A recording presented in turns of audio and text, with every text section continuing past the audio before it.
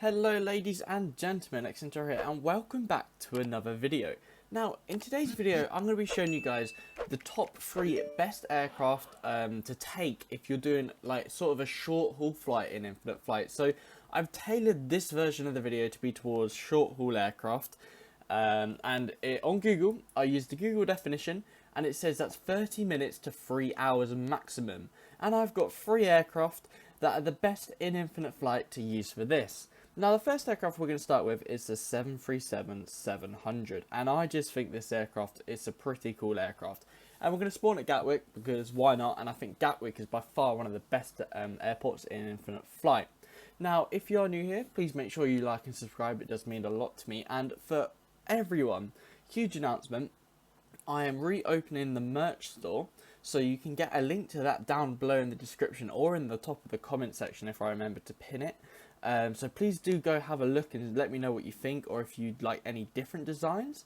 I have spent a long time trying to make it affordable and many other reasons. So the first aircraft on this list, of course, the 737-700. Now, whilst this aircraft is lacking in the interior and doesn't have an interior cockpit, I think the aircraft as a whole, remember it also hasn't got working doors, but I think this aircraft as a whole in infinite flight is pretty much amazing. Now, this aircraft is perfect if you like flying to more quiet airports which do not have very large runways, nor do they have large gates for your aircraft to park at.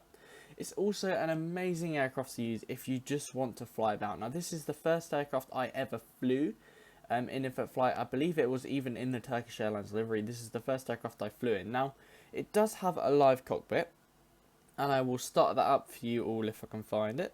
And I think this is why this is also a good aircraft. Now, because of the live cockpit, you can fly it realistically. Unfortunately, you are lacking the interior, but quite a few aircraft are lacking interiors, especially when we're looking at short-haul aircraft. Now, that bridge is really cool. So, I think the 737 is just a great option for short-haul flights. Now, if you disagree with me, let me know why. But I think it's an alright aircraft to fly. The physics in it are good. All of the transitions here look pretty decent. I mean, that's a little bit too big for it. Now, is that cockpit live? So there we go. So we do have, you know, a fully live working cockpit. I'll see if any of the buttons work. Where are the lights? No, so no buttons will work by the looks of that. But I know down below here, I'm pretty sure the seatbelt sign will pop up for the passengers. Or, oh, maybe it works actually. No, so while we don't actually have live buttons, unfortunately, we do have a live cockpit, and I think this aircraft is perfect. So what I'll quickly do as well, which is check the audios off, is I will just very briefly just show you guys what it's like to land and fly. Now, we're going to have to change the view very quickly, but it's a nice aircraft to fly, of course. I'm not using HUD. We're falling very quick, actually, and we're a little bit off, so that was a really bad runway landing. But on short final, if I just, instead of doing that, you can see right here that the aircraft does fly quite well, and that is the training aircraft I was on about in a previous video. So the aircraft itself, you can see it flies nice, it's smooth, it's great. Now if I had to recommend an aircraft for short haul, and it had to be a certain Boeing aircraft, it would definitely be the 737. I just think this aircraft is amazing, and I was going to try go under the bridge, but that didn't work. But it's good, it's easy to maneuver, it reacts to you well, and I don't think the physics are awfully bad on this. It does feel a bit heavy, like a 777 sometimes, but I think that's just Boeing aircraft as a whole. Now, the second aircraft I'm going to show you is the Airbus A319, and we're going to go in the EasyJet livery. We have many EasyJet fans out there. I also used to be part of the EasyJet virtual airline. I mean, I wasn't the best pilot there, I'll be honest. I got very distracted very easily. But we're gonna boot up this aircraft, and we're also gonna connect the passengers. Now, a bit like the 737-700, the A319 unfortunately doesn't have an interior. It's just, you know, the emptiness of space. The doors don't open either. However, this aircraft, again, it's perfect for your little European hots. It's a traditional aircraft for flights like this, especially when you've got lovely airlines like EasyJet, which use the A319. It's also great if you're like me and you love Gatwick Airport and think it's amazing, because, you know, the livery of EasyJet just suits him really well. Now, like I said, it has a live cockpit, and I think the live cockpit in here is not as good as the one in the 737. I think it's had a live cockpit a bit longer than the 737. But you can see below down here that it works really well. Now, I'm not too sure if any of the buttons work. We can just test that together if any of them are going to work for us. It looks like they're not. However, one thing I'm sure of is the lights down here. Yeah, so it tells you here, which is what I look for in the Boeing. Maybe they're not on, but like parking brake on and off, and it just gives you, like, even the small details like this make it a great aircraft in my opinion. Especially if you're someone who likes a little bit of cockpit realism. Now, if you're someone who's after a realistic cabin experience, I definitely recommend a few other aircraft like the CRJs because they're very good. But I feel like when you're pushing 3 hours flights, I quite prefer to use the A319 instead of a little CRJ. Now I'll just take it on to a quick short final landing as well, like I did with the other aircraft, and let you know what I think of it. Oh, maybe the game will come up. Can I get the game to work? No, I can't. Okay, so we'll just go into a quick short final with it. We'll try it in the cockpit view first. And you can see the aircraft, it flies nice. It does drop very fast. Drops a lot faster than the other aircraft, but it's easier to fly than the 737. So if you're after an aircraft that's a little nicer and a little bit easier to fly, we have floated a little bit here. This is definitely your aircraft to take. That was horrendous. We're going to do this properly. So yeah, this is your aircraft to take if you're after a bit of a nicer aircraft to land. If you're after a smoother landing, I definitely find it easier to get a smooth landing in the A319. You can see right here, it does float a little bit. It's definitely easier to float this aircraft. But I was going to show you as well, it's a bit nicer to fly about as well for a bit of fun. Regarding we don't crash. So yeah, you can see right here, we're just flying low around Gatwick. We're just chilling.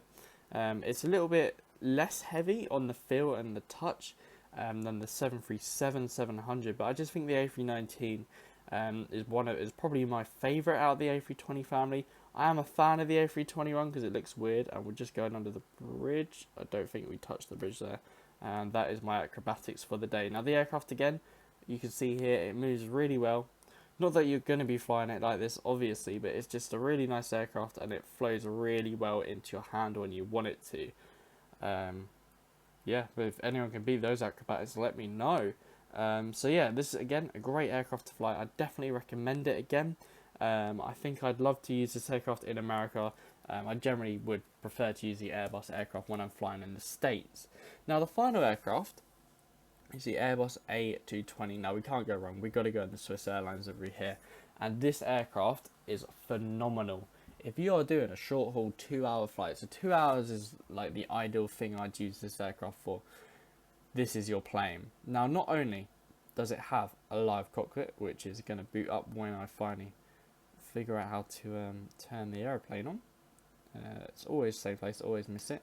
Not only does it have that, not only does it have oh, I need to turn the lights off, right. Hang on. Whoa. Not only does it have an interior cockpit, it also has right, hang on. Oh, here we go. Not only does it have an interior cockpit, it has working doors. So, okay, so we've got an interior working cockpit. We've got opening doors, and you can see it. We have an interior cabin. Now, this cabin is also very realistic, and this is probably the best aircraft to take if you're doing a short sort of haul flight. Look at the detail in the TVs. You've got the wing views, you've got the interior. I think it'd be cool if they added like proper windows. So right now it looks like a bit of a hole. The iPad's going to die, oof.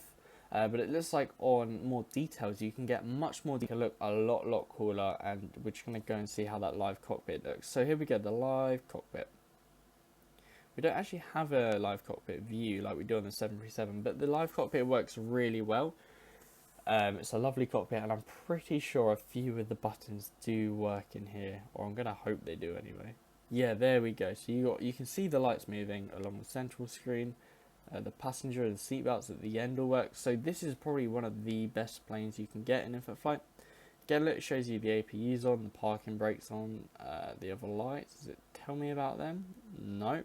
But again, it's got like the flap transitions and all that, flaps at 4, 5, 2, etc. So it's a really great aircraft with that. And we also do have, somehow we've turned the game on by just turning the landing lights on and off, I think. So we'll just have a quick go with that until we die. So there we go. And we'll get it one more time. We'll try and get a triple. We'll try and get a triple. We got it. No, we just missed it. And we missed it again. This time, this is the time. Yes. Ah. Right, okay, I got very distracted. We're going to go on a short final. I'm going to show you how this thing flies. So, first thing I notice is it feels a lot nicer than the A220 and the the A319 and the Boeing 737-700. So it's just nicer. You can see it's a bit easier to keep a flare, and it was great on that first time landing. So you can see how lovely it is when it just rolls down the runway as well. We're about to test its acrobatics, of course, like we did on the previous aircraft. Regarding we don't crash. We're going to crash. No, we're not. There we go. So it's a bit of a nicer aircraft to fly. I think personally, I love this aircraft. It's literally one of my favourite aircraft in infant flight. Hopefully, if we ever get an ATR-72, that will top it. But for now, this aircraft is amazing. We're just going to chop off the lamppost, and under the bridge we go, and then up. So look, you can see again, it's a great aircraft. Please do not do these acrobatics in a live server. You might get away with it in casual server, but please don't do it in training or expert. You would get in a lot of trouble and potentially like banned or something. So it's a great aircraft. You can see how well it flies. I think the engines look massive on the aircraft, which is what I really like about it. It always makes me laugh. So that's again another great thing about this aircraft. So those are my 3 best planes I'd recommend for if you're doing like a short haul flight in infinite flight. So if you do agree, let me know down below. But if you disagree, even more, let me know. And make sure the new merchandise store is open. There should be a link in the description, if not in the comments. Other than that, I'll see you in my next video. Good night.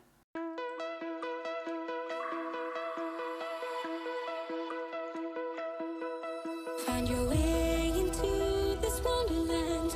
Cross the maze, the dark, the innocent. Chase the faith, the thrill, the heaven sent. I got you.